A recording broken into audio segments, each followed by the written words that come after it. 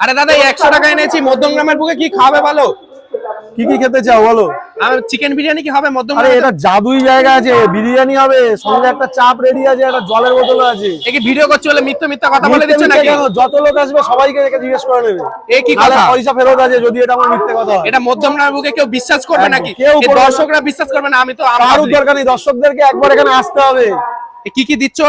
দেখো একটা বিরিয়ানি আছে, এতটা কোয়ান্টিটি চিকেন বিরিয়ানি আবার? চিকেন বিরিয়ানি, একটা চিকেন চাপ আছে, একটা জলের বোতল অথবা কোল্ড ড্রিঙ্কস, তুমি যেটা নেবে। এটা দাম কত নিচ্ছ? মাত্র 100 টাকা। এ দাদা মিথ্যা কথা বলছে। না, মিথ্যে কথা বলছি না। সত্যি মিথ্যা কথা বলছে। 100%।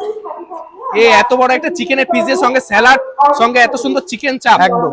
এগুলো খাওয়ার যোগ্য হবে? তুমি রেসারেসির মার্কেটের দোকান তো খুলে দিয়েছো। খাওয়ার যোগ্য কি না যোগ্য দেখো, এটা সবাইকে এটা নিজেদেরকে খেয়ে তারপরে বলতে হবে। যেরকম সেটাই। তুমি এখন খেয়ে বলবে, তোমার যদি খারাপ লাগে তুমি আমাকে বলে দেবে যে না ভালো না, খারাপ লাগছে আমার, দেন ঠিক আছে, ওকে, কোনো ব্যাপার না। একদম। তো চলো, দাদার দোকানে কিন্তু আমি আগেও ভিডিও করেছি, বেশ সুন্দর খেতে ছিল। এবারে আমরা ট্রাই করবো এখান থেকে চিকেন চাপ, মাত্র 100 টাকা, এত কিছু। একদম, আগে খেয়ে নাও তারপরে টাকা দেবে।